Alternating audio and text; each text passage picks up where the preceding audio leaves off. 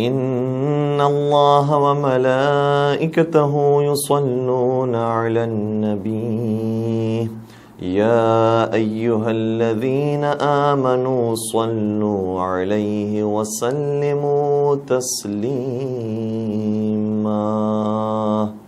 اللہم صل علی محمد وآل محمد وعجل فرجہم.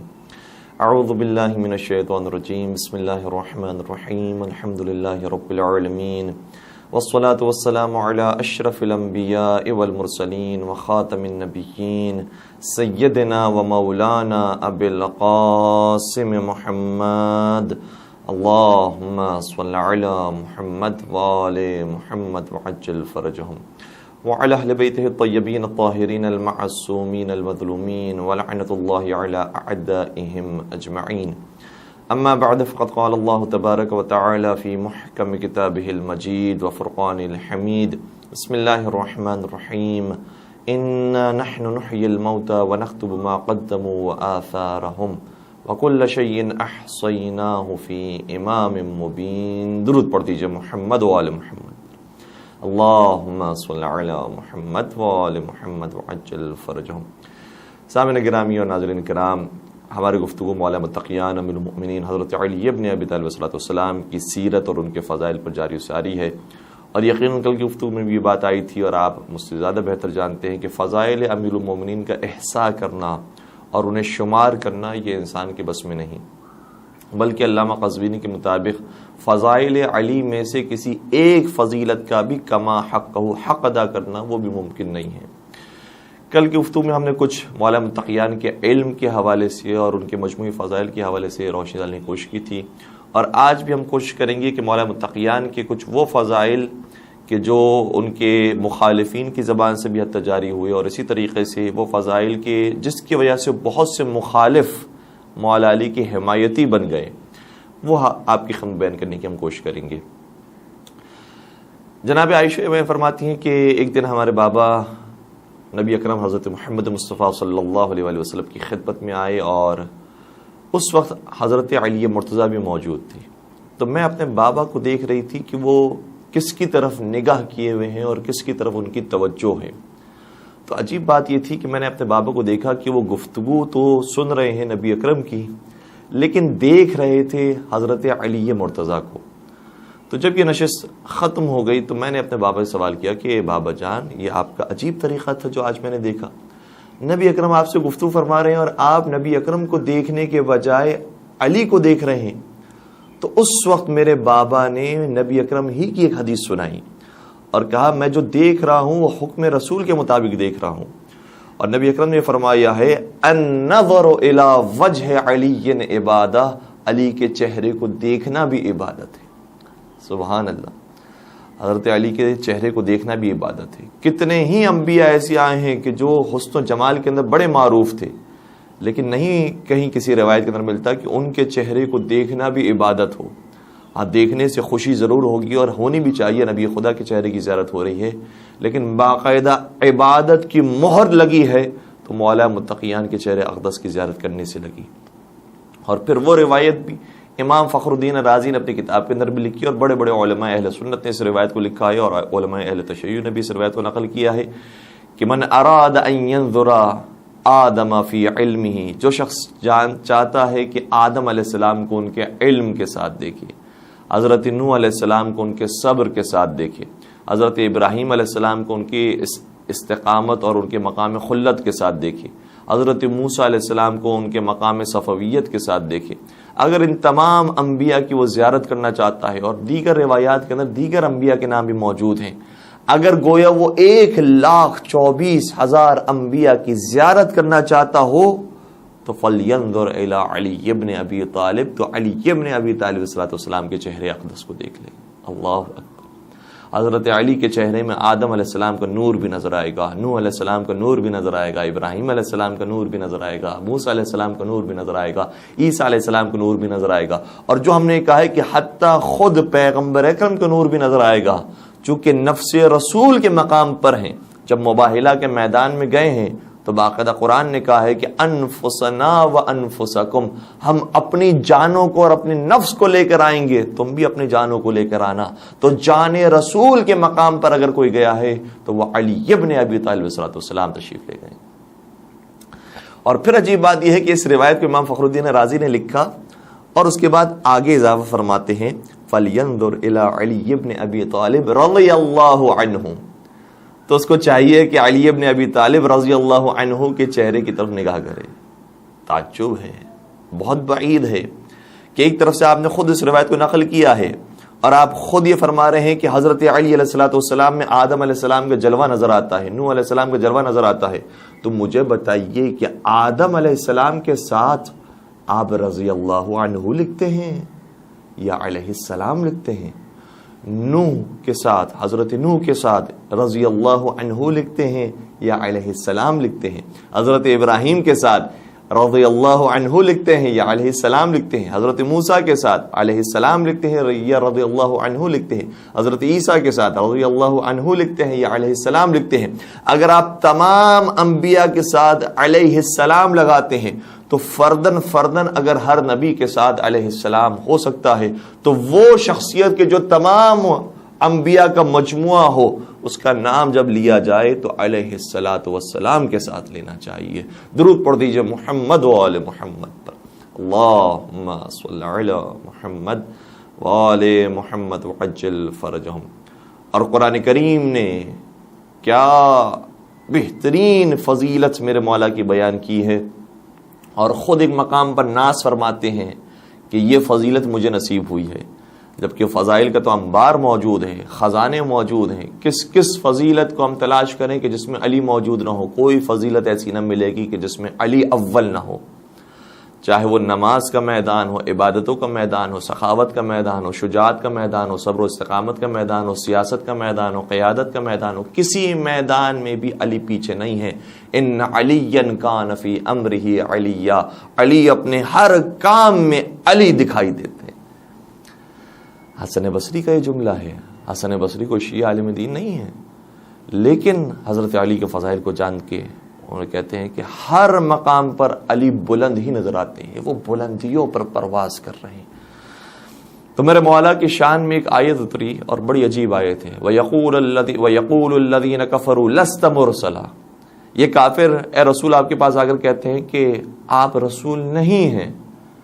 قُلْ كَفَى بِاللَّهِ شَهِيدًا بَيْنِي وَبَيْنَكُمْ وَمَنْ عِنْدَهُ عِلْمُ الْكِتَابِ، تمہارے میرے رسول ماننے یا نہ ماننے سے کیا فرق پڑے گا؟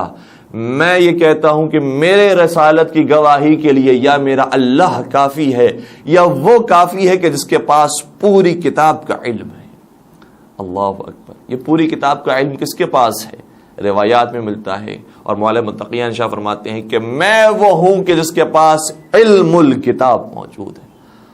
اللہ اکبر، یہ کوئی چھوٹی فضیلت نہیں ہے۔ پہلی بات تو یہ ہے کہ نبی اکرم نے ارشاد فرمایا کہ میری رسالت کی گواہی کے لیے دو گواہ کافی ہیں، ایک اللہ اور ایک علی مرتضیٰ۔ تو میرے مولا فخر کرتے اس بات پہ کہ وہ ذات کہ جو وحدہ لا شریک ہے وہ بھی اس فضیلت میں میرے ساتھ شریک ہے۔ میں بھی اس اللہ کے ساتھ اس فضیلت میں شریک ہوا ہوں کہ مجھے گواہ بنایا ہے رسالت نبی اکرم صلی اللہ علیہ وآلہ وسلم پر، کیونکہ یہ گواہ وہ ہے جو کبھی بھی اپنی گواہی سے پھرنے والا نہیں ہے۔ ہاں دوسرے ہوں گے کہ جو جانتے بوجھتے بھی گواہی سے پھر جائیں گے۔ منافقین کے بارے میں یہی تو ملتا ہے، اذا جاءک المنافقون قالوا نشهد انک لرسول اللہ۔ یہ منافقین کبھی کبھار آپ کے پاس آ کر کہتے ہیں کہ آپ اللہ کے رسول ہیں، واللہ یعلم انک لرسول، اور پروردگار بھی جانتا ہے کہ آپ اللہ کے رسول ہیں، واللہ یشہد ان المنافقین لکاذبون، لیکن پروردگار یہ گواہی دیتا ہے کہ یہ منافق جھوٹے ہیں۔ یہ آپ کے سامنے تو آ کر کہہ رہے ہیں لیکن حقیقت میں دل سے نہیں مانتے ہیں، اور کافروں کے سامنے جا کر کہتے ہیں کہ ہم تو مسلمانوں کو دھوکہ دے رہے ہیں۔ یخادعون اللہ والذین آمنوا وما یخدعون الا انفسهم، یہ چاہتے ہیں کہ اللہ کو دھوکہ دیں، مومنین کو دھوکہ دیں، لیکن یہ کسی کو دھوکہ نہیں دے رہے، اپنے آپ کو دھوکے میں رکھے ہوئے ہیں اور اس کا انہیں شعور بھی نہیں ہے۔ تو میرے مولا نے فرمایا کہ یہ وہ میری فضیلت ہے کہ جس میں میں خدا وحدہ لا شریک کے ساتھ شریک ہوا ہوں۔ اور اس میں جو لفظ ہے علم الکتاب، یہ کوئی معمولی اور چھوٹا لفظ نہیں، یہ بہت بڑی فضیلت ہے۔ چونکہ اسی قرآن نے واضح کیا ہے کہ اس لفظ کی قدر و قیمت کیا ہے. جب ہم حضرت سلیمان علیہ الصلوۃ والسلام کا واقعہ پڑھتے ہیں تو اس واقعے کے اندر ہے کہ جناب سلیمان نے ہدہد نے آ کر یہ خبر دی کہ ملکہ سبا بلقیس اس کی بڑی حکومت ہے، اس کا بڑا تخت و تاج ہے. اور اس نے جب آ کر اس حکومت کی خبر دی تو جناب سلیمان نے کہا کہ پھر لے کر آؤ اس کے تخت و تاج کو، اور حکم دیا اپنے درباریوں کو. درباری موجود ہیں، بڑے بڑی شخصیات موجود ہیں، حتیٰ جنات موجود ہیں. کہا کہ تم میں سے کون ایسا ہے کہ جو فوراً اس تخت کو میرے سامنے حاضر کرے. تو قرآن یہ کہہ رہا ہے، کوئی روایت نہیں ہے، کسی عالم کا خیال نہیں ہے، قرآن کی آیت ہے کہ قال عفریت من الجن، جو جنوں میں سب سے زیادہ طاقتور تھا وہ کھڑا ہو گیا. قال عفریت من الجن انا آتیک بہ قبل ان تقوم من مقامک، میں اس تخت کو لے کر آؤں گا قبل اس کے کہ آپ اپنے مقام سے کھڑے ہوں، وہ تخت حاضر ہو جائے گا. میں اس تخت کو لا سکتا ہوں، اتنا تیزی سے لا سکتا ہوں. حضرت سلیمان علیہ السلام نے فرمایا بہت دیر ہے، کوئی ہے جو اس سے جلدی لے کر آئے. اور جناب آصف بن برخیہ کھڑے ہوئے، اور ان کا تعارف کس انداز سے کروایا جا رہا ہے؟ ان کا نام ذکر نہیں ہے، ان کی شان بیان ہو رہی ہے. کون ہے؟ جناب آصف بن برخیہ کے بارے میں کسی کو اختلاف نہیں ہے. جبکہ نام نہیں آیا ہے تو پھر جن آیتوں میں علی کا نام نہیں آیا ہے ان کی شان آئی ہے، تو پھر اس میں اختلاف کیوں کرتے ہیں؟ اس میں بھی مراد علی مرتضی علیہ الصلوۃ والسلام ہے. تو جناب آصف بن برخیہ کھڑے ہوئے. قال ومن عنده علم من الكتاب قال الذي عنده علم من الكتاب، پھر وہ کھڑا ہوا کہ جس کے پاس کتاب میں سے کچھ علم موجود تھا. اللہ اکبر. اور ان کا دعویٰ کیا تھا؟ انا آتیک بہ قبل ان یرتد الیک طرفک، کہ اے سلیمان میں اس تخت کو اتنی تیز رفتاری سے لے کر آؤں گا کہ قبل اس کے کہ آپ کی پلکیں جھپکیں یہ تخت حاضر ہوگا. اور حضرت سلیمان سے کہا اور تخت حاضر بھی ہو گیا. اللہ اکبر. ایک مرتبہ دستور سرکار حضرت امام علی نقی علیہ الصلوۃ والسلام سے کسی نے سوال کیا، اللہم صل علی محمد وعلی محمد وعجل فرجہم، کہ کیا جناب سلیمان کے پاس یہ طاقت نہیں تھی کہ خود وہ تخت تاج لے کر آ جائے؟ کیوں اپنے درباریوں سے کہہ رہے تھے کہ کوئی ہے جو وہ تخت تاج لے کر آ جائے؟ کیا مجبور تھے؟ کیا محتاج تھے؟ کیوں کہہ رہے تھے؟ تو امام علی النقی علیہ الصلوۃ والسلام نے ظاہراً یا امام تقی علیہ الصلوۃ والسلام نے شاہ فرمایا کہ حضرت سلیمان کے پاس اس سے زیادہ طاقت موجود تھی لیکن وہ نہیں لے کر آئے. کیوں؟ تاکہ سارے درباری جان لیں کہ میرے بعد جس کے پاس سب سے زیادہ علم موجود ہے وہ کوئی جن نہیں، وہ آصف بن برخیہ ہیں. اور اس طرح سے گویا اپنی وصایت کا اور اپنے بعد ان کی ولایت کا اعلان کر دیں کہ میرے بعد جس کے پاس سب سے زیادہ علم موجود ہے وہ میرے بعد میرا جانشین ہوگا. اللہ اکبر. گویا جس طرح سے جناب سلیمان نے اپنے بعد اپنے جانشین کا اعلان فرمایا ہے، اسی طرح سے محمد مصطفیٰ صلی اللہ علیہ وآلہ وسلم نے اپنے بعد اپنے جانشین کا اعلان فرمایا. وہ کس طرح سے؟ جب لوگ سوال کرتے ہیں کہ علی جنگ پر جایا کرتے تھے، علی صف اول میں ہوا کرتے تھے، کیا نبی خدا نہ خواستہ شجاعت میں کم تھے یا علی مرتضیٰ کی شجاعت زیادہ تھی خدا نہ خواستہ؟ آخر ماجرا کیوں ہے؟ کیوں نبی نہیں جاتے ہیں جنگ پر؟ کیوں علی کو بھیجتے ہیں؟ تو جواب یہی ہے کہ جس طرح سے سلیمان نے چاہا تھا کہ درباری جان لے میرے بعد سب سے زیادہ علم رکھنے والا کون ہے، اسی طرح سے محمد مصطفیٰ یہ دلوانا چاہتے تھے، یاد دلوانا چاہتے تھے کہ میرے بعد جو سب سے زیادہ بہادر اور شجاع ہے وہ کوئی اور نہیں، وہ علی ابن ابی طالب علیہ الصلوۃ والسلام. اس لیے ان کو جنگوں میں بھیجا کرتے تھے. اور اس طرح سے مولا متقیان کی بھی جانشینی کا اعلان ہوتا تھا. اسی طریقے سے جناب آصف بن برخیہ کی جانشینی کا اعلان ہوا کہ وہ سب سے بڑے عالم تھے اپنے زمانے کے، حضرت سلیمان کے بعد سب سے بڑے عالم تھے. تو یہ بھی پتہ چل گیا کہ جو زمانے کا سب سے بڑا عالم ہوتا ہے اس کا حق بنتا ہے کہ وہ امامت کرے، اس کا حق بنتا ہے کہ وہ لوگوں کی رہنمائی کرے، اس کا حق بنتا ہے کہ وہ لوگوں کی ہدایت کرے. اگر ہدایت کے منصب پر کسی کو فائز ہونے کا حق ہے تو اس کو حق ہے جو سب سے بڑا عالم ہو.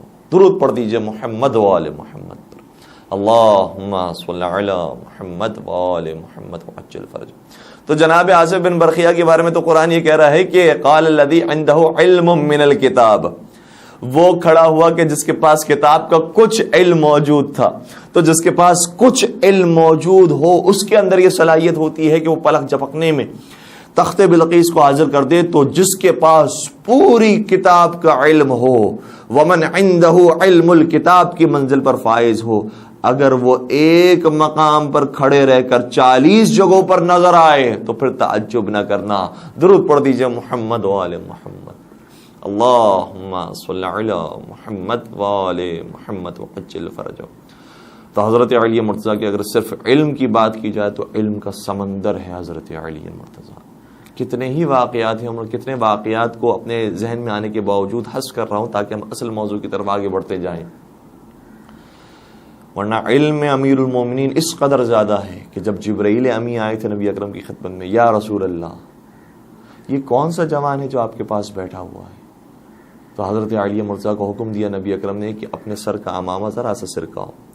اور نبی اکرم کے حکم پر ذرا سا امامہ سرکایا تو کہا کہ یہ وہی نور ہے جو 30,000 سال میں ایک مرتبہ یہ دکھائی دیتا ہے. تو جبرائیل امی سے سوال کیا کہ اے جبرائیل تمہاری عمر کتنی ہے؟ کہا میں نے اس نور کو 30,000 مرتبہ دیکھا ہے. اللہ اکبر. اور پھر میرے نبی نے بتایا تم جانتے ہو یہ نور کس کا نور ہے؟ یہ میرے بھائی علی مرتضیٰ کا نور ہے. اور چہرے علی کو جیسے ہی بلند کیا کہا یا رسول اللہ میں اس کو پہچانتا ہوں، میں جانتا ہوں اس نے میری مدد کی ہے. نبی اکرم نے فرمایا کب اس نے تمہاری مدد کی؟ کہا اس وقت مدد کی. اب دیکھیے حضرت علی صرف انبیاء کے مددگار نہیں ہیں، صرف مومنین کے مددگار نہیں ہے، صرف مسلمین کی مددگار نہیں ہے، صرف جنوں کے مددگار نہیں ہے، بلکہ فرشتوں کی مدد بھی علی مرتضیٰ کرتے کہ یا رسول اللہ جب پروردگار نے مجھے خلق فرمایا تو میں نہیں جانتا تھا کہ یہ دنیا کیا ہے، یہ کائنات کیا ہے. ایک مرتبہ آواز قدرت آئی تیرا نام کیا ہے اور میرا نام کیا ہے. میں ڈر گیا کہ میں کیا جواب دوں. یہ قادر مطلق کی آواز ہے، خالق مطلق کی آواز ہے، میں کیا جواب دوں.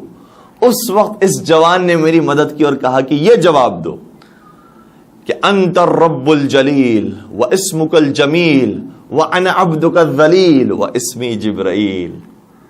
یہ جواب دو کہ اے پروردگار تو رب جلیل ہے، تیرے نام جمیل ہیں، اور میں تیرا بندہ ذلیل ہوں اور میرا نام جبرائیل ہے. اللہ اکبر. حتی جبرائیل کو نام دیا ہے تو علی مرتضیٰ نے دیا ہے. جو کبھی کبھار لوگوں کے ذہن میں خیال آتا ہے کہ کیا جبرائیل نے ان کا نام رکھا؟ جبرائیل نے نہیں، پروردگار کے حکم سے جبرائیل نازل ہوتے تھے تو ان کا اور ان کی اولاد کا نام حسن و حسین رکھا گیا ہے. ورنہ یہ تو خود وہ ہستیاں ہیں کہ جنہوں نے جبرائیل کو ان کا نام دیا ہے. تو حضرت علی مرتضیٰ کا علم اس قدر زیادہ تھا اور ان کے فضائل اس قدر زیادہ تھے، لیکن مخالفین جو کبھی کبھار فضائل علی کو بیان کرنے کے بعد تبدیل ہوئے ہیں، ایسے بھی لوگ ہیں. اور واقعی نور علی چمکتا ہے، کتنے ہی لوگوں کو اپنی طرف جذب کرتا ہے. اور کتنے ہی لوگ ایسے ہیں کہ جو آنا چاہتے ہیں علی مرتضیٰ کے مکتب میں، جاننا چاہتے ہیں میرے مولا کو. ہمارے پاس بہت سے افراد کے SMS آتے ہیں، واٹس ایپ آتے ہیں کہ مولانا ہم اہل سنت ہیں لیکن آپ کی بات اثر رکھتی ہے، آپ بیان کرتے ہیں اہل بیت کے مکتب کو بیان کرتے ہیں، تو ہمارے کچھ سوالات ہیں، آپ ان سوالات کے جوابات دیجئے. تو بہت سارے افراد وہ ہیں کہ جو سنی سے شیعہ ہو رہے ہیں، غیر مکتب سے مکتب اہل بیت کے اندر آ رہے ہیں ماشاءاللہ. اور پروردگار یہ محبتیں، یہ دوستیاں جاری رکھے. تو بہت سارے افراد وہ ہیں کہ جن کے بڑے آبا و اجداد ایسے تھے کہ جو مخالفت کے اندر کتابیں لکھا کرتے تھے، لیکن ان کی اولاد وہ تھی جو محبان اہل بیت بنی. خود عمر بن عبدالعزیز کا باپ ممبر پر آ کر مولا متقیان کی شان میں سب و شتم کیا کرتا تھا، لیکن عمر بن عبدالعزیز نے مولا متقیان کے اوپر جو سب و شتم ہوتا تھا اس کو رکوایا ہے. گرچہ اس کے سارے کام ہم یہ نہیں کہہ رہے ہیں کہ وہ شریعت کے عین مطابق تھے، لیکن بہت سارے کام وہ تھے کہ جو محبت اہل بیت علیہ السلام کی وجہ سے، یا بہرحال اس نے جو ماحول دیکھا اس کو تبدیل کرنے کی وجہ سے اس نے یہ اقدامات کیے ہیں. اور اسی طریقے سے ہم حتیٰ یزید سے بڑھ کر اور کون پلید ہو سکتا ہے، لیکن اس کا بیٹا بھی آیا معاویہ ثانی تو اپنے باپ کی حکومت کو ٹھکرا دیا. اسی طرح سے محمد ابن ابی بکر کی مثال ہمارے پاس موجود ہے. سبت ابن جوزی کی مثال موجود ہے. ابن جوزی بہت متعصب شخص تھا، بہت زیادہ کتابیں لکھی ہیں مکتب اہل بیت کے خلاف، لیکن سبت ابن جوزی نے کتاب لکھی ہے شان ائمہ علیہم السلام میں، تذکرۃ الخواص اس کتاب کا نام ہے، اور واقعی پڑھنے کے قابل کتاب ہے۔ کئی ساری باتیں اس کے اندر ایسی لکھی ہیں جو حتیٰ کتب اہل تشیع کے اندر بھی موجود نہیں ہیں، چونکہ انہوں نے اپنے مکتب سے جو روایات بیان کی ہیں اور پھر اس کے اندر علماء کے جو خیالات اور آرائیں ہیں وہ ایسی ہیں کہ واقعی پڑھنے کے قابل ہیں کہ ائمہ علیہم السلام کی شان اور ان کا مقام کیا ہے۔ اسی طریقے سے اگر ہم اپنے پاکستانی علماء کی بات کریں تو عبد الکریم مشتاق ہیں جو تبدیل ہوئے ہیں، اور کتنے ہی اور افراد ہیں کہ جو تبدیل ہوئے مکتب اہل بیت کی طرف آئے ہیں۔ صالح الوردانی کی کتاب موجود ہے مختلف زبانوں کے اندر، گرچہ انہوں نے عربی زبان میں زیادہ تر کتابیں لکھی، لیکن کچھ کتابیں ان کی فارسی زبان میں ترجمہ ہوئی ہیں، اور ان میں سے کچھ کتابیں اردو زبان میں بھی ترجمہ ہوئی ہیں۔ ایک کتاب فریب کے نام سے ان کی بڑی مشہور کتاب ہے، اور اس کو بھی پڑھنا چاہیے کہ کیسے کیسے فضائل اس کے اندر لکھے ہیں۔ اور اسی کے اندر ایک فضیلت انہوں نے لکھی ہے کہ جناب ابو بکر یہ بیان فرماتے ہیں کہ مولا متقیان کی شان یہ ہے کہ لا یجوز احد الصراط الا من كتب له علی الجواز، کوئی شخص پورے صراط سے گزر نہیں سکتا مگر یہ کہ اس کے پاس علی کا دیا ہوا پروانہ موجود ہو۔ علی کا دیا ہوا پروانہ اور علی کا دیا ہوا پاسپورٹ اگر ہوگا تو وہ پورے صراط سے عبور کر سکے گا، ورنہ قعر جہنم میں چلے جائے گا۔ تو کہا کہ ہم تو آپ ہی کی بات کو مانتے ہوئے علی مرتضیٰ کے مکتب پر آ رہے ہیں۔ علی مرتضیٰ کے بارے میں آپ خود یہ بیان فرما رہے ہیں کہ علی مرتضیٰ کی محبت، ان کی ولایت کے بغیر کوئی پورے صراط عبور نہیں کر سکتا، تو یہ شان تو کسی صحابی کی بیان نہیں ہوئی۔ اس لیے خود انہی کی بات پر اعتبار کرتے ہوئے انہوں نے کہا کہ مکتب اہل تشیع صحیح ترین مکتب ہے اور یہی عین اسلام ہے۔ انہی میں سے ایک فرد وہ ہے کہ جو تبدیل ہوئے، ابو مسعود رازی ان کا نام ہے، پہلے اہل سنت تھے، اس کے بعد شیعہ ہوئے، لیکن اپنی شیعت کو مخفی کیا ہوا تھا، اور واقعی دل میں رویا کرتے تھے کہ امیر المومنین کے مقام کو یہ لوگ جانتے نہیں ہیں، کیا ہے علی مرتضیٰ کی شان۔ اور ہر ایک جو ہدایت یافتہ ہوا ہے اس نے یہی کہا ہے کہ علی مرتضیٰ سے زیادہ بڑھ کر کوئی مظلوم نہیں۔ کیا زندگی پائی ہے، کیسے انہوں نے کارنامے نہیں انجام دیے۔ صرف شجاعت کی بات نہیں ہے، اگر اقتصاد کے اندر دیکھا جائے اور زراعت کے اندر دیکھا جائے تو علی مرتضیٰ سے بڑھ کر اس کے اندر بھی کوئی اور نہیں۔ پھر سیاست کے میدان میں دیکھا جائے، پھر خطابت کے میدان میں دیکھا جائے تو کسی میدان کے اندر علی مرتضیٰ کے بغیر انسان آگے نہیں بڑھ سکتا۔ تو تبدیل ہوئے، اور چونکہ برادران اہل سنت ان کو جانتے نہیں تھے کہ وہ تبدیل ہو چکے ہیں، ان کو اپنے شہر دعوت دی، اصفہان میں دعوت دی گئی۔ اور ظاہراً یہ 3 صدی ہجری کا واقعہ ہے کہ جب اس زمانے میں اصفہان اہل سنت کا گڑھ اور مرکز سمجھا جاتا تھا۔ آج تو ماشاءاللہ اتنے شیعہ ہیں وہاں پر کہ اصفہان کے اندر بہت سارے حوزات علمیہ شیعوں کے موجود ہیں، اور بہت سارے لوگ ایسے ہیں کہ جو دنیا جہاں سے اصفہان دینی تعلیم حاصل کرنے کے لیے جاتے ہیں، لیکن اس زمانے میں اہل سنت کا مرکز تھا، تو وہ آئے اور پیش امام بنے، نمازیں انہوں نے قائم کی، نماز پڑھاتے رہے، اور ساتھ ساتھ وہ کچھ خطابت کیا کرتے تھے اور کچھ تقریریں کیا کرتے تھے، تو ایک صحابی کے فضائل بیان کرتے تھے۔ کہتے تھے اس صحابی کا کیا کہنا کہ ان کی نمازیں ایسی تھی کہ جو ہزار رکعت نماز پڑھا کرتے تھے، ان کی زراعت اور ان کی باغداری ایسی تھی کہ ان کے پاس ہزاروں کی تعداد میں درخت موجود تھے، اور ہر درخت کے پاس جا کر وہ 2 رکعت نماز پڑھا کیا کرتے تھے۔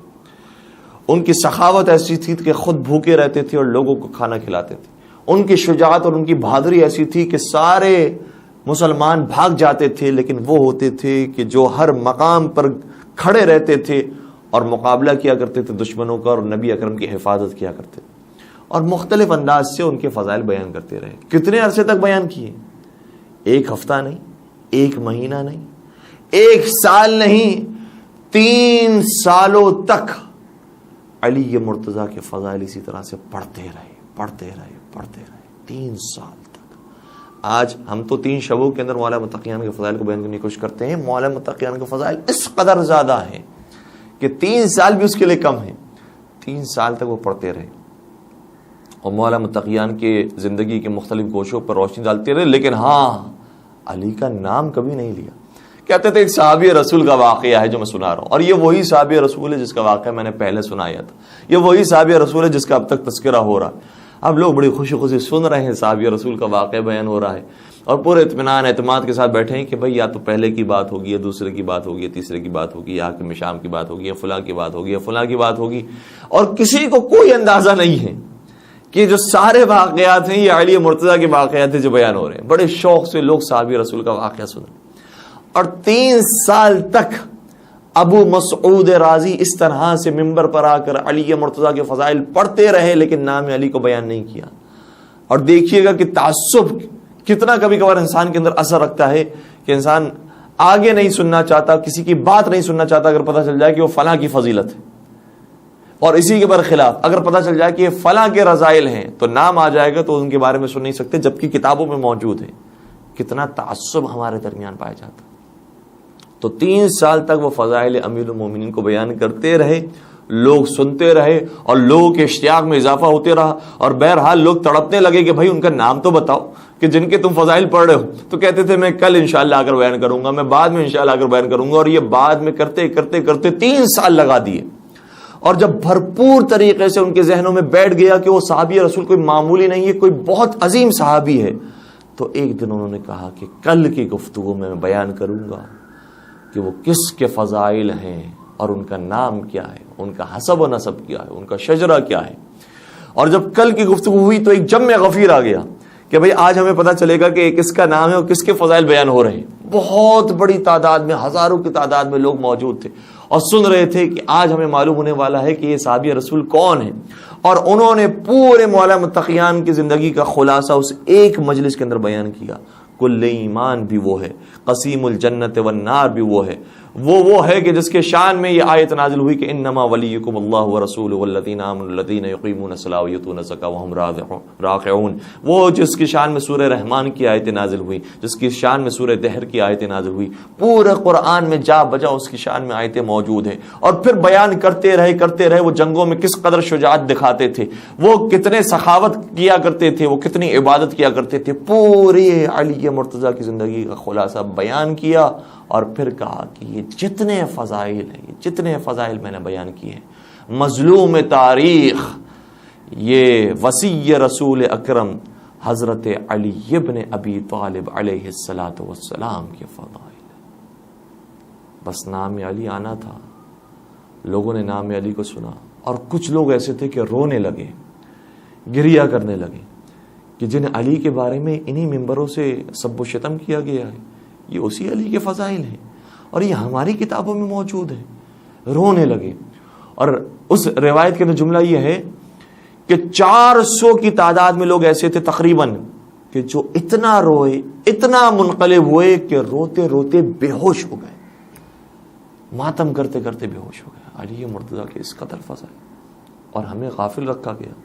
اور اس کے بعد اصفہان میں انقلاب آیا، اور جو اہل سنت تھے ان میں سے بہت بڑی تعداد اہل تشیع میں تبدیل ہوئی، اور اس کے بعد آہستہ آہستہ وہ تبدیلی آئی کہ اصفہان شیعوں کا مرکز بن گیا، اور اصفہان کے اندر آج حوزات علمیہ شیعت موجود ہے، اور وہاں پر دنیا جہاں کے لوگ پڑھنے کے لیے جاتے ہیں۔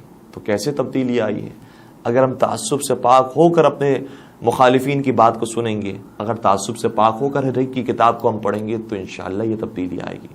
اور مولا متقیان کے فضائل کو واقعاً اگر ہم شائستگی کے ساتھ بیان کریں تو بہت سارے افراد وہ ہیں کہ جو مخطب اہل بیت کی طرف آ سکتے ہیں۔ درود پڑھ دیجئے محمد و آل محمد پر، اللہم صلی علی محمد و آل محمد وعجل فرجہم۔ اور نہ صرف یہ کہ میرے مولا کے فضائل وہ ہیں کہ جو نبی اکرم کی حیات کے اندر تھے، بلکہ نبی اکرم کی حیات کے بعد بھی علی مرتضیٰ کے فضائل میں کوئی کمی نہیں آئی۔ اور جب میرے مولا کو خلافت ملی تو اب وہ افراد کی جو اب تک صرف سنا کرتے تھے کہ علی وہ ہیں، علی وہ ہیں، علی وہ ہیں، علی کی یہ شان ہے، علی کی یہ شان ہے، انہوں نے باقاعدہ اپنی آنکھوں سے دیکھا کہ جیسے ہی منبر کوفہ پر آئے فرمایا کہ جس طرح سے میرے نبی نے کسی عربی کو عجمی پر کوئی فوقیت نہیں دی تھی، کسی گورے کو کالے پر کوئی فوقیت نہیں دی تھی، اسی طریقے سے میں عدل اور انصاف کے مطابق حکومت کروں گا۔ اور یہ عدل و انصاف ایسا تھا کہ جو صرف زبانی کلامی نہیں تھا، یہ صرف تحریک انصاف نہیں ہے، واقعاً اس انصاف کے اوپر عمل کیا ہے اور انصاف کو جاری و ساری فرمایا ہے۔ یہاں تک کہ جناب طلحہ، جناب زبیر بھی آئے اور انہوں نے کہا کہ یا امیر المومنین ہمارا حق جو بنتا ہے وہ ہمیں بیت المال سے عطا فرمائیے، کیونکہ اس زمانے میں بیت المال سے لوگوں کو مال دیا جاتا تھا، اور جہاں جہاں پر زراعت ہو رہی ہوتی تھی وہاں سے صدقہ خیرات یا خمس و زکوٰۃ کے ذریعے مال بیت المال میں آتا تھا، اور بہرحال ایک وسیع اور عریض زمین ہوتی تھی، اور بیت المال سے بہت سارے لوگوں کا گزارا ہو رہا ہوتا تھا، وہ کوئی خاص کام کاج نہیں کیا کرتے تھے۔ تو طلحہ اور زبیر بھی آئے اور انہوں نے کہا کہ یا امیر المومنین ہمیں بیت المال میں سے ہمارا حق دیجیے۔ تو میرے مولا نے، ظاہر روایت جو ہمارے ذہن میں بھی آ رہی ہے، میرے مولا نے 30 درہم، صرف اور صرف 30 درہم جناب طلحہ کو بھی دیے، جناب زبیر کو بھی دیے۔ حیران ہو گئے کہ یا امیر المومنین اس سے پہلے تو ہمیں ہزاروں درہم ملا کرتے تھے، آپ نے 30 درہم رکھے ہیں، یہ کیا ہمارا 1 سال کا ہماری عطا اتنی بنتی ہے؟ میرے مولا نے فرمایا کہ عدل و انصاف کے مطابق دیکھا جائے تو اتنی ہی بنتی ہے۔ میں نے عدل و انصاف کے مطابق حکم کیا، اور یہ لے کر جانے لگے۔ جب یہ لے کر آپس میں چیمیں گویا کر رہے تھے تو کیا دیکھا کہ کچھ عجمی افراد بھی داخل ہوئے جن کا تعلق عرب سے نہیں تھا، ایران سے تھا یا مختلف علاقوں سے تھا، وہ بھی داخل ہوئے۔ انہوں نے کہا کہ یا امیر المومنین ہمیں بھی اپنا حق دیجیے۔ تو میرے مولا نے جس طرح سے طلحہ زبیر کے ہاتھوں میں 30 درہم رکھے تھے، وہی 30 درہم ان کے ہاتھوں میں بھی رکھے۔ اب طلحہ زبیر کے غصے میں تو اور اضافہ ہو گیا، اے علی کیا یہ اور ہم برابر ہیں؟ ہم بہت پہلے کے مسلمان ہیں، ہم نے بڑی قربانیاں دی ہیں اسلام کی خاطر، کیا یہ اور ہم برابر ہیں؟ میرے مولا نے اس وقت جو جواب دیا ہے واقعی وہ رہتی دنیا تک کے لیے ہے، اور اس کا مفہوم یہ تھا کہ بیان فرمائیے، یہ بتاؤ کہ کیا اس کے شکم میں اور تمہارے شکم میں کوئی فرق ہے؟ کیا اس کی ماں اور تمہاری ماں ایک نہیں ہے؟ کیا اس کا باپ اور تمہارا باپ ایک نہیں ہے؟ یہ بھی آدم کی اولاد ہے، یہ بھی حوا کی اولاد ہے، ان کا رب بھی پروردگار رب العالمین ہے، اور ان کا بھی وہی شکم ہے جو تمہارا شکم ہے، ان کو بھی بھوک لگتی ہے، لہٰذا ان کو بھی وہی دیا جائے گا جو تم کو دیا جائے گا اور عام مسلمانوں کو دیا جائے گا۔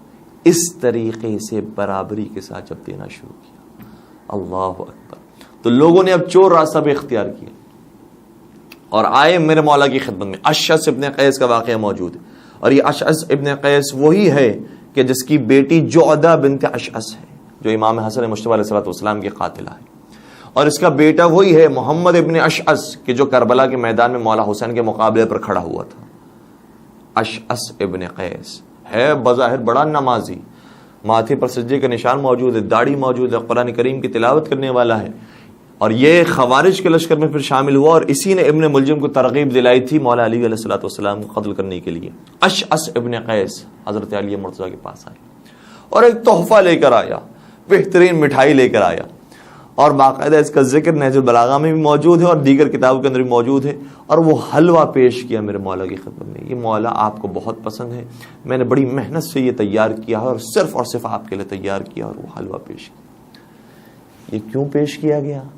اس لیے پیش کیا گیا کیونکہ اگلے روز میرے مولا کو اس کے بارے میں فیصلہ دینا تھا، اور چونکہ میرے مولا قاضی تھے اس لیے اس فیصلے کے اندر کچھ نرمی کا مظاہرہ کریں، اس لیے انہوں نے آج حلوہ پیش کیا، مٹھائی پیش کی۔ میرے مولا نے جیسی اس حلوے کی طرف نگاہ کی، سمجھ گیا اس کی نیت کیا ہے، فرمایا یہ جو اتنا لذیذ نظر آتا ہے اندر سے اتنا ہی بدبودار ہے، اتنی ہی تعفن اس کے اندر سے اٹھ رہی ہے جتنا یہ اوپر سے خوبصورت دکھائی دے رہا ہے، اور جتنا یہ رنگین ہے اندر سے اتنا ہی تاریک ہے۔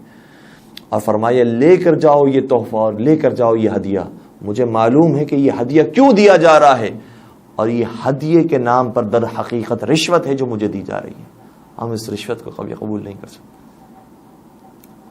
تو اشعث ابن قیس جو بظاہر پہلے تک میرے مولا کے ساتھیوں میں شامل تھا، لیکن جان چکا کہ علی و مرتضیٰ کا عدل اور انصاف ایسا ہے اور حکومت الہیہ وہ ہے کہ جس کے اندر کوئی کسی کہیں پر دھوکہ نہیں دیا جا سکتا، تو پھر آہستہ آہستہ مولا کے مخالفین میں شامل۔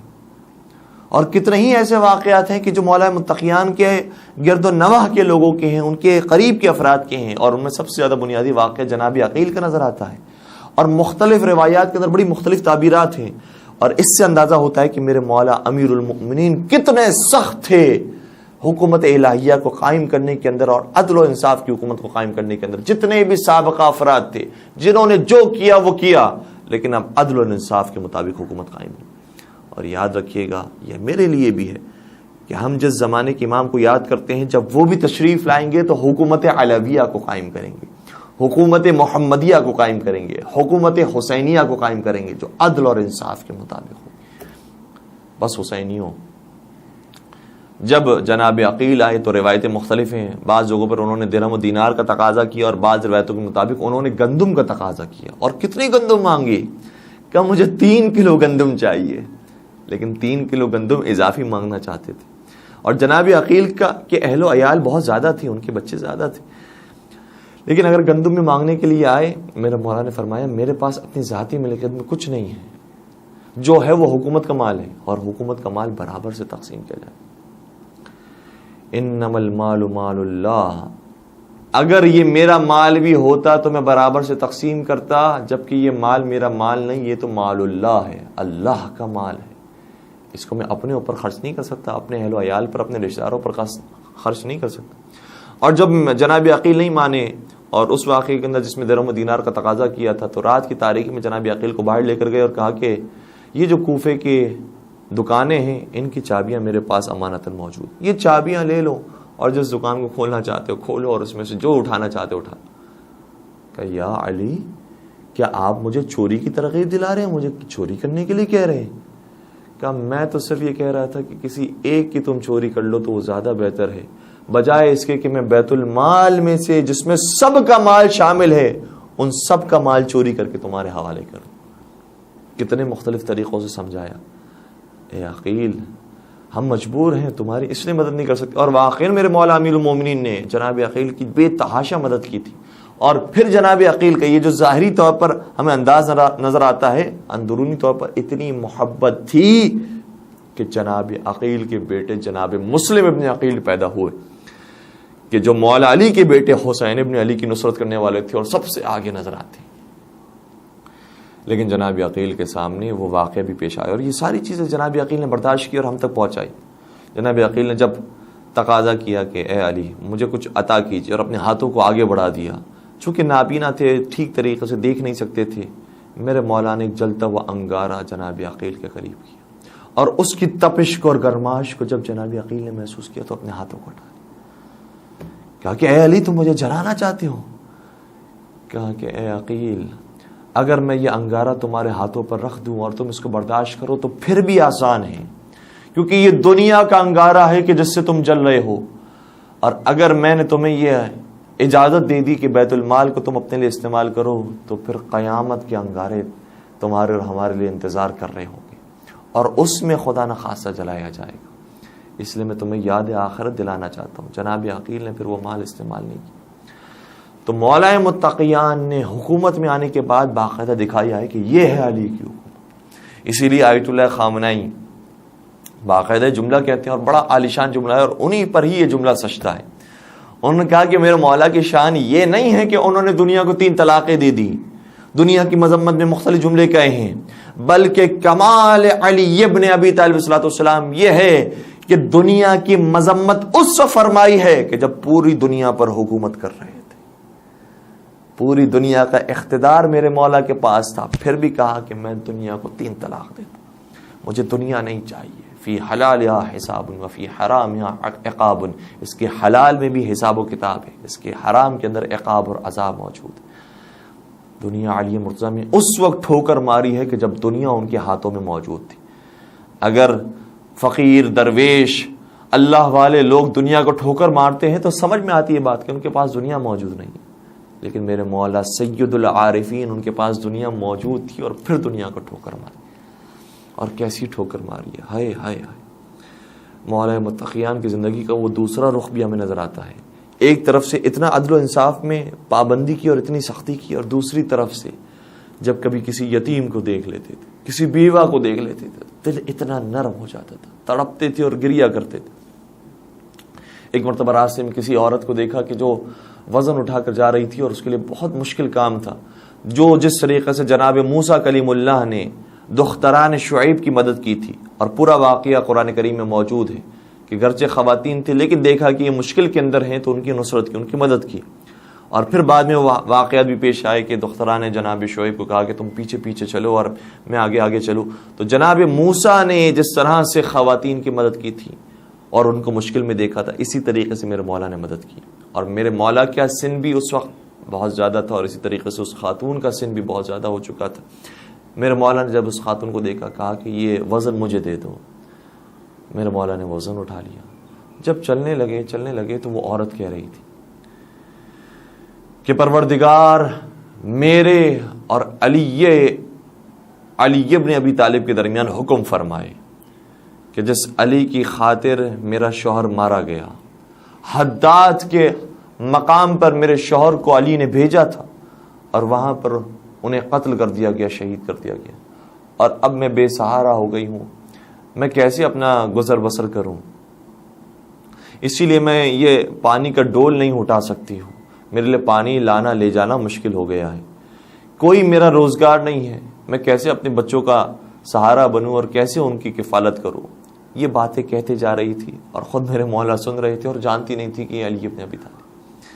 میرے مولا اس کے گھر پر آئے، پانی پہنچا دیا، اور جب جانے لگے تو فرمایا اگر کسی اور چیز کی ضرورت ہو تو مجھے بتا دینا.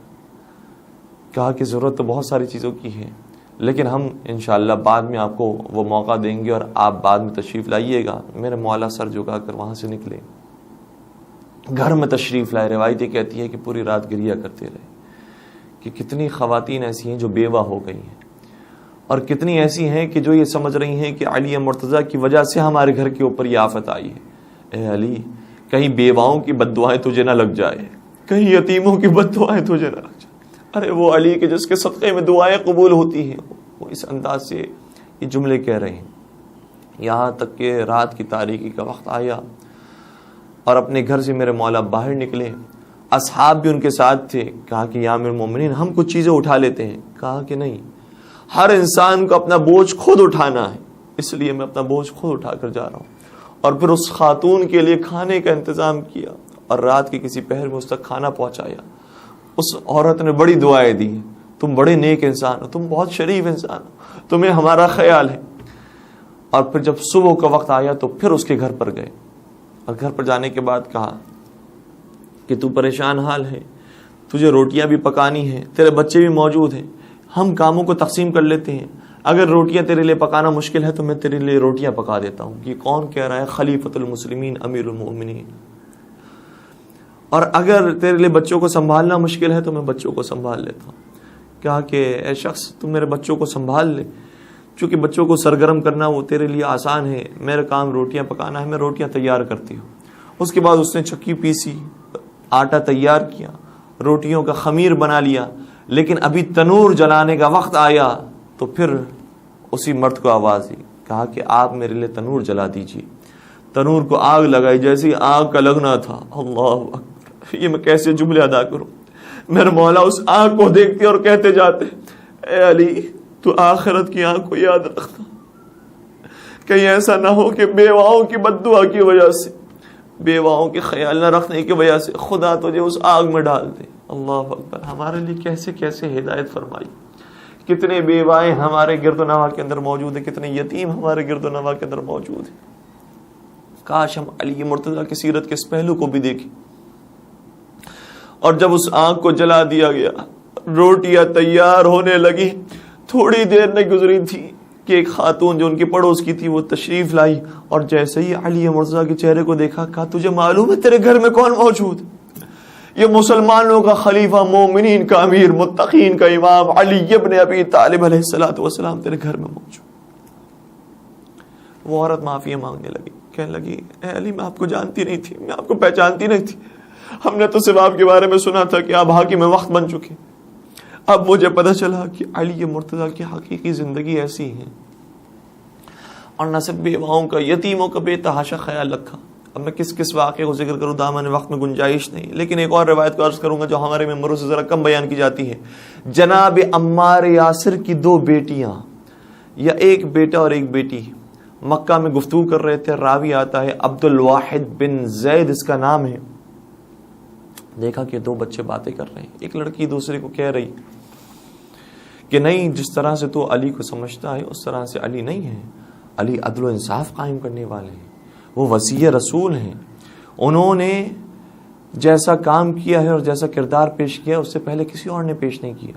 وہ حضرت فاطمہ زہرا سلام علیہ کے شوہر ہیں. جب یہ ساری باتیں ہو رہی تھی، یہ شخص پہنچا، راوی پہنچا، کہا کہ کس کے بارے میں بات ہو رہی ہے؟ کہا کائنات کے امیر، متقین کے امام، امیر المؤمنین حضرت علی ابن ابی طالب صلی والسلام کے بارے میں بات ہو۔ کہا کہ اچھا، علی مرتضیٰ سے تم اتنی محبت کرتے ہو؟ کہا کہ ہاں، علی مرتضیٰ نے ہمیں پالا ہے، ہمارا باپ جنگ صفین میں شہید کر دیا گیا۔ بعض روایتیں کہتی ہیں جناب عمار کی بیٹیاں تھی جو یہ باتیں کر رہی، ہمارے باپ جناب عمار یاسر کو صفین کے میدان میں شہید کر دیا گیا، لیکن جیسے ہی ہمارے بابا کا سایہ سر سے اٹھا، ہمارے اوپر ایک اور سایہ آیا جو ان سے زیادہ شفیق تھا، اور وہ کسی اور کا نہیں، حضرت علی مرتضیٰ کا سایہ تھا۔ انہوں نے ہمیں پروان چڑھایا، انہوں نے ہماری کفالت کی، انہوں نے ہمارے صحت کا خیال رکھا، ہماری سلامتی کا خیال رکھا۔ کہا کہ اچھا، کس طرح سے خیال رکھا؟ اب تو علی موجود نہیں ہے، کافی وقت گزر گیا، اب تو حضرت علی مرتضیٰ موجود نہیں ہے۔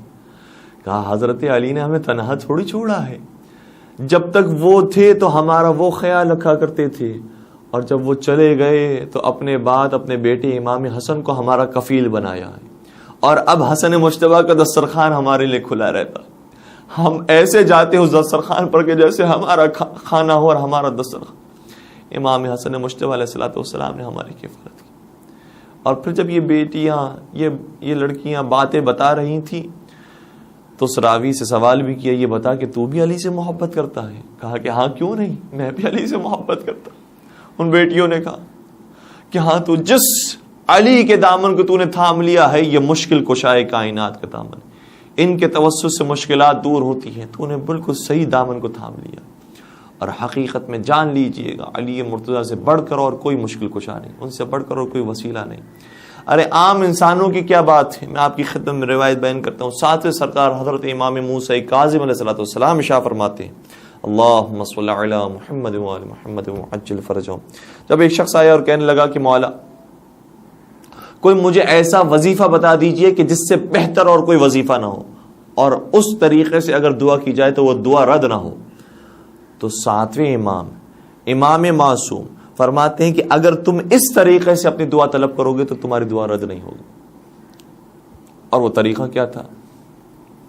فرمایا یہ کہا کرو، بسم اللہ الرحمن الرحیم، اللہم انی اسألک بحق محمد وعلی، پروردگارا میں تجھ سے سوال کرتا ہوں محمد مصطفیٰ اور علی مرتضیٰ کے حق کے واسطے سے۔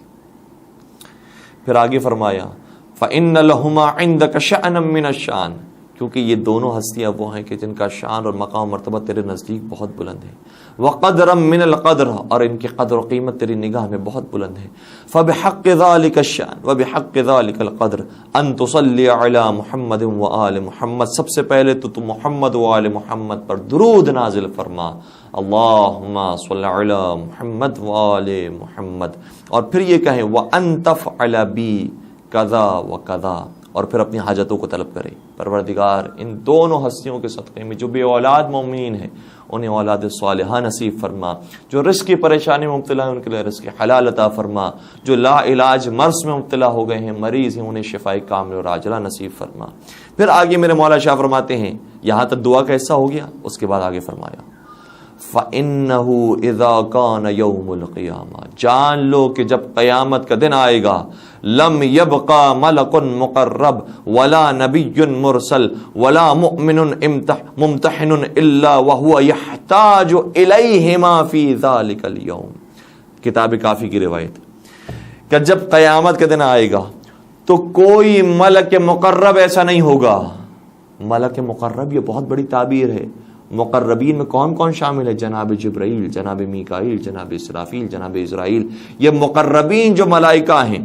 اور اسی طریقے سے جو نبی مرسل ہے، جن کو رسول بنایا گیا ہے، جو 313 ہیں، جو اولو العزم انبیاء ہیں، ان میں سے بھی کوئی ایسا نہیں ہوگا، اور کوئی مؤمن ایسا نہیں ہوگا کہ جس کا امتحان لے لیا گیا ہے، لیکن یہ سب کے سب محتاج ہوں گے الیہما، محمد مصطفیٰ اور علی مرتضیٰ کی طرف، فی ذالک الیوم، قیامت کے دن۔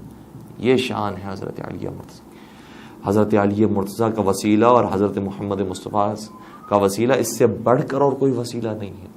اسی لیے تو جب ہم دعائے فرج پڑھتے ہیں تو کیا کہتے ہیں؟ یا محمد یا علی، یا علی یا محمد۔ یہ محمد مصطفیٰ اور علی مرتضیٰ کے وسیلے کے علاوہ ہمارے پاس ہے کیا؟ اور آغا جعفر مجتہدی کا واقعہ بڑا معروف ہے، میں بہت مختصر کر کے آپ کی خدمت بیان کر رہا ہوں۔ ان کے ایک دوست اور ان کے ایک آشنا اور ان کے بہت محبت کرنے والے مرید جناب احمد طباطبائی صاحب یہ کہتے ہیں کہ ہم جرمنی میں تھے تو 15 سال میں 3 مرتبہ عجیب و غریب طریقے سے آغا جعفر مجتہدی سے میری ملاقات ہوئی۔ اور آغا جعفر مجتہدی وہ ہیں کہ بڑے عارف تھے، بڑے بڑے مجتہدین اور علماء اور مراجین کو ان سے بڑی عقیدت تھی، ان کے پاس آیا کرتے تھے، ان سے ملاقات کیا کرتے تھے، ان سے سوال و جواب کیا کرتے تھے۔ آغا جعفر مجتہدی ایک دن ایسا ہوا کہ کہتے ہیں کہ جب میں گھر میں داخل ہوا تو میرے گھر کی دہلیز پر ایک خط موجود تھا۔ میں نے خط کو اٹھایا، کھولا تو اس میں لکھا تھا السلام علیکم، میں آغا جعفر مجتہدی، میں تمہارے شہر میں تمہارے ملک میں آیا ہوا ہوں، اور اگر تم ملاقات کرنا چاہتے ہو تو رات کے فلاں پہر میں فلاں علاقے میں میرے پاس آنا تو ہماری ملاقات ہوگی۔ میں نے کہا یہ میری بڑی سعادت ہے، لیکن تعجب یہ ہو رہا تھا کہ وہ قم میں موجود ہوتے تھے، کیسے اچانک سے جرمنی آ گئے؟ لیکن بہرحال ان سے ملاقات ہمیشہ اسی طرح سے ہوئی تھی۔ تو رات میں انتظار کرتا رہا جو وقت دیا گیا تھا، اور رات میں وہاں پر نکلا۔ وہ ایسی بڑی سنسان جگہ تھی، لیکن میں چونکہ وہاں پر پہلے جا چکا تھا لہٰذا وہ کہتے ہیں کہ مجھے معلوم تھا وہ کون سی جگہ ہے، اور آخن یا اچن کے نام سے وہ جگہ جرمنی میں موجود ہے، اور جس جگہ کا انہوں نے ملاقات کرنے کے لیے کہا تھا اس پہاڑ کا نام پہاڑ ایفل کے نام سے وہ جگہ ہے۔ کہا تھا کہ اس پہاڑی کے اوپر ایک چھوٹی سی جھوپڑی نما ایک گھر ہے، وہاں پر میں آؤں گا اور وہاں پر ملاقات کروں گا۔ کہتے ہیں میں رات میں نکلا تو رات میں برف باری بہت زیادہ تھی۔ برف باری کو طے کرتے کرتے جب میں پہاڑ کی طرف گیا تو اتنی برف تھی کہ چلنا میرے لیے محال ہو گیا تھا۔ میں گاڑی سے باہر نکلا اور جیسے جیسے میں اس پہاڑ کی طرف آگے بڑھتا جا رہا تھا میرا پیر گھٹنوں تک برف کے اندر دھستا جا رہا تھا، اتنی برف موجود تھی۔ اور میں بڑی مشکل سے میں سوچ رہا تھا کہ کیسے وہاں اس چوٹی پر پہنچوں گا اور کیسے وہاں اس گھر تک پہنچوں گا اور ملاقات ہوگی۔ ابھی میں سوچ ہی رہا تھا کہ اوپر سے آغا جعفر مجتہدی کی آواز آئی، اے طباطبائی، اے احمد، تم یا علی کہو اور چلنا شروع ہو جاؤ۔ تو میں نے یا علی پڑھنا شروع کیا، اور اس کے بعد میں نے جو قدم آگے بڑھائے تو میں چلتے چلتے وہاں پر اس جگہ پر پہنچ گیا جہاں پر آغا جعفر مجتہدی موجود تھے۔ اللہ اکبر۔ اور پھر جب میں اس گھر میں داخل ہوا تو میں نے کیا دیکھا کہ ایک خاتون موجود ہے اور ایک بچہ ان کا ہے کہ جو ایسا لگتا ہے کہ ابھی ابھی صحت مند ہو رہا ہے، ابھی ابھی اس کو کوئی شفا ملی۔ میں بیٹھ کر آغا جعفر مجتہدی سے کچھ باتیں کرنے لگا، اور باتیں کرتے کرتے وہ گھر سے باہر نکل گئے۔ جب وہ گھر سے باہر نکلے تو میں نے اس عورت سے پوچھا کہ کیا آپ کی کوئی دوستی ہے، کوئی آشنائی ہے، کوئی فیملی ٹرمز ہیں آپ کے ان سے؟ کہا کہ نہیں، میں تو نہیں جانتی کہ یہ کون ہے۔ تو کہا کہ پھر کیسے ملاقات ہوئی آپ کی؟ کہا کہ میرا گمان یہ تھا ان کے بارے میں کہ یہ حضرت عیسیٰ علیہ السلام ہے، لیکن انہوں نے خود یہ بیان کیا کہ نہیں، میں عیسیٰ نہیں ہوں۔ کہا کہ اچھا کیا ہوا کہ کیا آپ نے یہ ان کے بارے میں گمان کیا؟ کہا کہ یہ جو میرا بچہ تم دیکھ رہے ہو یہ کسی لا علاج مرض کے اندر مبتلا ہوا۔ اور کون سا لا علاج مرض؟ حنجرے کا اور حلق کا کینسر ہوتا ہے، اس کینسر کے اندر یہ مبتلا ہوا، جس کے بعد اس کے بولنا بھی محال ہو گیا تھا، نہ کوئی چیز یہ کھا سکتا تھا نہ پی سکتا تھا، بالکل اس کا گلا بند ہو گیا، اور آہستہ آہستہ وہ کینسر پھیلنے لگا، اور ظاہر سی بات ہے کہ ہمیں یقین ہو گیا کہ مر جائے گا۔ مختلف ڈاکٹرز کو دکھایا گیا، جرمنی کے بڑے بڑے ڈاکٹرز کو دکھایا گیا، باہر لے جایا گیا، لیکن ہر ڈاکٹر نے کہا کہ اب اس کا یہ جو معاملہ ہے یہ ہاتھوں سے نکل چکا ہے، یہ مر جائے گا۔ میں نے کہا دل ہی دل کے اندر میری یہ ایک ہی تو اولاد ہے، یہ مر جائے گی تو میں کیسے زندہ رہوں گی؟ اے حضرت مسیح، اے حضرت عیسیٰ، میری مدد کو آئیے۔ میں چونکہ عیسائی تھی اس لیے میں نے حضرت عیسیٰ کو مدد کے لیے پکارا، اور میں جناب مریم کو بھی مدد کے لیے پکارتی تھی، جناب مریم آپ میری مدد کیجیے، آپ ہر ایک کی مشکل کشائی کرتی ہیں، آپ میری مشکل کشائی کیجیے۔ تو اسی رات خواب میں جناب مریم تشریف لائے اور کہا کہ اے ہماری ماننے والی، یہ جو دور ہے یہ میرے بیٹے جناب عیسیٰ کا دور نہیں ہے، یہ ان کے بعد آنے والے آخری نبی حضرت محمد مصطفیٰ صلی اللہ علیہ وآلہ وسلم کا دور ہے۔ لہٰذا اگر تو کسی کا واسطہ دینا چاہتی ہے تو محمد مصطفیٰ کا واسطہ دے، اور ان کی ایک بیٹی ہے جن کا نام فاطمہ ہے، تو ان کا واسطہ دے، اور انہی کے ایک آخری فرزند جن کا نام مہدی ہے، جن کا آج یہ دور ہے اور زمانہ ہے جس میں تو زندگی گزار رہی ہے، ان کی غیبت کا دور ہے، اس مہدی کو تو پکار چکے ہے، سارے اختیارات اس دور میں جناب مہدی کے ہاتھ میں. کہتے ہیں میں اپنے خواب سے بیدار ہوئی لیکن یہ 3 نام میرے ذہن میں موجود تھے، کیونکہ جناب مریم نے فرمایا تھا اب ہمارے ہاتھوں میں نہیں ہے معاملات، حضرت محمد، حضرت فاطمہ اور حضرت مہدی کے ہاتھوں میں. تو بس میں پکارتی جاتی تھی اور کہتی جاتی تھی یا محمد میری مدد کو آئیے، یا فاطمہ میری مدد کو آئیے، یا مہدی میری مدد کو آئیے. اور جب میں مہدی پر پہنچی تھی تو زیادہ احساسات کے ساتھ اور زیادہ جذبات کے ساتھ کہتی تھی یا مہدی میری نصرت کیجیے، یا مہدی میری نصرت. جب میں یا مہدی کہہ رہی تھی تو اچانک دروازے پہ دستک ہوئی. میں نے دروازہ کھولا تو کیا دیکھا کہ یہ آغا جعفر مشتیدی داخل، اور انہوں نے جیسے ہی میری حالت یہ دیکھی کہا کہ بتا بیٹا تیرا کہاں پر موجود ہے. میں نے اپنے بیٹے کی طرف اشارہ کیا، میرے بیٹے کے پاس کی. انہوں نے کوئی دعائیں پڑھی اور اس کے بعد میرے بیٹے کی کمر کے نیچے ہاتھ رکھا اور ایک اور چوتھا نام لیا، اور اس کے بعد جیسے ہی وہ اپنے ہاتھوں کو بلند کیا تو میرا بیٹا ٹھیک ہو چکا تھا. اور ٹھیک ہونے کے فوراً بعد اس نے کہنا شروع کیا معذر گرامی میرے لیے آپ کھانا لے کر آئیے. تو میرا تو دل بھر آیا. میں نے اب تک میرے بیٹے نے کھانا نہیں مانگا تھا کیونکہ کھانا اس کے حلق سے اترتا نہیں تھا. میں خوش ہو گئی، میں کھانے کا انتظام کرنے لگی، پانی کا انتظام کرنے لگی اپنے بیٹے کے لیے، اور میں گر گئی ان کے قدموں میں. میں نے کہا کہ آپ مسیح ہیں، حضرت عیسیٰ ہیں. تو انہوں نے کہا کہ نہیں میں مسیح نہیں ہوں، بلکہ جو تو نے آخری نام لیا تھا مہدی، میں ان کے نوکروں میں سے ایک نوکر ہوں اور مجھے انہوں نے بھیجا ہے، اس لیے میں تیری مدد کو آیا ہوں. دیکھیں بہت سارے واقعات میں خود حضرت مہدی علیہ الصلوۃ والسلام تشریف نہیں لاتے بلکہ ان کے جو انصار ہیں، اعوان ہیں، وہ تشریف لاتے اور ہماری مدد اور نصرت کر رہے ہوتے. کہا میں وہ ہوں. جب یہ بات پورا ماجرا اس نے سنا دیا تو آغا جعفر مشتیدی بھی داخل ہوئے. میں نے سوال کیا اے آغا جعفر مشتیدی، وہ جو چوتھا نام آپ نے لیا تھا جو یہ عورت کہہ رہی ہے اور اس کے بعد اس بچے کو شفا مل گئی، وہ کیا تھا؟ کہا کہ اے احمد تبا تباہی، میں نے ایک نام یا علی لیا اور اس کو شفا مل گئی. یا علی لیا اور اس کا سارا مرض ختم ہو گیا. بس عزادارو، یہ وسیلہ کوئی معمولی وسیلہ نہیں ہے، مولا متقیان کا وسیلہ کوئی چھوٹا وسیلہ نہیں ہے. لیکن آج کی رات وہی علی مرتضیٰ وہ ہے جو زخمی ہے، اور یہ ہماری اور آپ کی ہدایت کے لیے سارے نمونے ہیں کہ انسان آتا ہے، مشکلات سہتا ہے، لیکن اس کا مقام پروردگار کے نزدیک بہت بلند ہوتا ہے کہ اس کے نام سے دعائیں قبول ہوتی. عزادارو، 20 رمضان المبارک کو میرے مولا گھر میں تشریف رکھتے ہیں، لیکن سامنے بیٹیاں بھی ہیں، بیٹے بھی موجود ہیں. وہ موت الگ ہوتی ہے کہ جیسے انسان کو موت آئے اور اس دنیا سے روح پرواز کر جائے تو صحیح ہے، مرنے کے بعد اولاد ماتم کرتی ہے، لیکن مرنے والا دیکھ تو نہیں رہا ہوتا، وہ احساسات تو نہیں دیکھ رہا ہوتا کہ بیٹیاں کبھی مضطرب ہو رہی ہے، کبھی پریشان ہوتی ہے، دعائیں کرتی ہے، پیروں میں گری ہوئی. حضرت علی مرتضیٰ اس طرح سے اپنے بیٹیوں کو دیکھ رہے، اپنے بیٹوں کو دیکھ رہے ہیں. روایت یہ کہتی ہے 12 بیٹے میرے مولا کے تھے اور 16 بیٹیاں تھیں. اجرکم علی اللہ. کوفے کی یتیموں کو جب یہ خبر ملی کہ مولا متقیان کے سر اقدس پر ضربت لگی ہے اور طبیب نے کہا ہے کہ علی کے لیے دودھ سب سے زیادہ مفید ہے، تو دودھ کا جام لیے میرے مولا کے در اقدس پر آئے. یا امیر المومنین، آپ کے لیے دودھ بہتر ہے، ہمارا دودھ آپ کے لیے حاضر ہے. اور علی مرتضیٰ شکریہ کے ساتھ ان کو واپس کرتے رہے، کیونکہ میرے مولا جانتے تھے کہ ان کے رسول نے بیان فرمایا تھا علی مرتضیٰ اس وقت تمہاری موت واقع ہوگی جب تمہارے سر کے خون سے تمہارے داڑھیں خضاب ہو جائے گی. مزادارو، اب ساری بیٹیوں کو بیٹوں کو یقین ہو گیا میرے بابا اب دنیا میں زندہ نہیں رہیں گے. ارے کوفے کے بچے یتیم نہیں ہو رہے بلکہ کائنات کے تمام شیعہ آج یتیم ہونے جا رہے ہیں. عزادارو، مولا مشکل کشائے کائنات ایسے موقع پر بھی فرماتے ہیں سلونی قبل ان تفقدونی. کوئی ہے جو مجھ سے سوال کرے قبل اس کے کہ تم مجھے کھو بیٹھو، مجھ سے سوال کرو. میرے مولا کی خدمت میں لوگ آئے اور سوالات کیے، ساسا بن سہیل کے سوالات موجود ہیں، لیکن جب سوالات ختم ہو گئے اب میرے مولا نے وصیت کرنا شروع کی. اپنے بچوں کو بلایا، ہر ایک کا ہاتھ حسن کے ہاتھ میں دیا، ہر ایک کو کہنے لگے میرے بعد اب تمہارا امام حسن ہوں گے.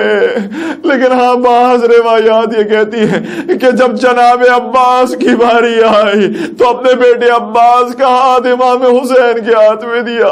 ماں ام البنین رونے لگی, مولا کیا میرے بیٹے میں کوئی نقص پایا جاتا ہے کہ ان کا امام حسن کو قرار نہ دیا گیا؟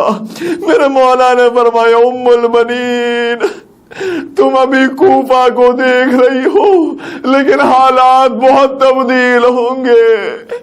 یہی تمہارا بیٹا عباس ہوگا جو میرے بیٹے حسین کی کربلا میں نصرت کرے گا. اس لیے یہ وفاداری میں ابھی سے قائم کر کے جا رہا ہوں. یہ عہد و پیمان عباس کو ہمیشہ یاد رہے, حسین ان کے بھائی نہیں, ان کے امام.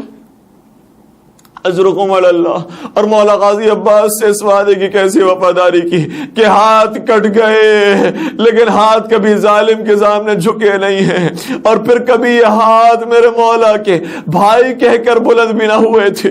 میرے مولا ہمیشہ اپنے آپ کو مولا حسین کا غلام سمجھتے رہے, عزادارو. بس یہ آخری جو لمحات آئے اس میں ابن ملجم کو بھی گرفتار کر کے لایا گیا, اور جیسے ابن ملجم کی طرف میرے مولا کی نگاہ پڑی, میرے اپنے بیٹے سے فرمایا, بیٹا حسن دیکھتے نہیں یہ کتنا پریشان حال محسوس ہوتا ہے, اس کی آنکھیں کیسے گردش کر رہی ہے, کیا اس کو کھانا دیا ہے, اس کو پانی دیا؟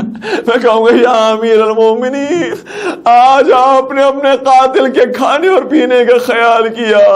ذرا کربلا کے میدان میں آتے تو دیکھتے آپ کے بچوں کو بھی اور آپ کے پوتے اور پوتیوں کو بھی 3 دن کا بھوکا پیاسا رکھ کر شہید کیا گیا, اور کربلا سے شام تک اور شام سے کوفہ تک آپ کی بیٹی سکینہ العطش العطش کہتی رہی.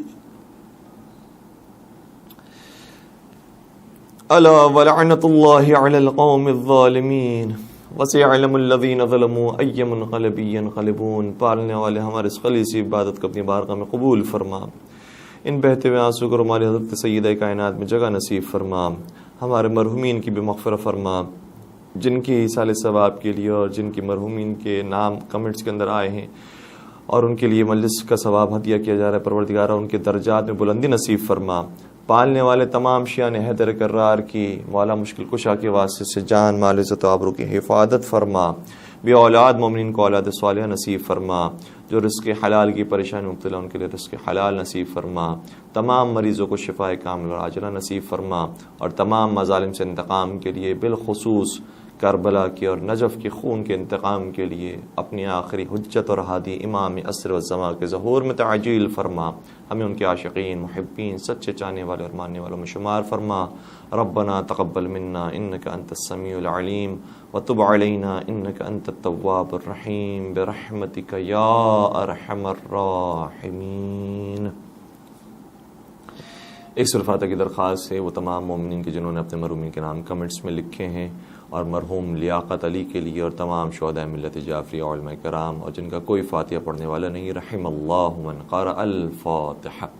بسم اللہ الرحمن الرحیم. الحمد للہ رب العالمین الرحمن الرحیم مالک یوم الدین ایاک نعبد و ایاک نستعین اهدنا الصراط المستقیم صراط الذین انعمت علیہم غیر المغضوب علیہم ولا الضالین. بسم اللہ الرحمن الرحیم.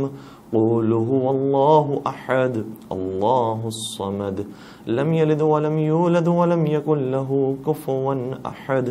بسم الله الرحمن الرحيم.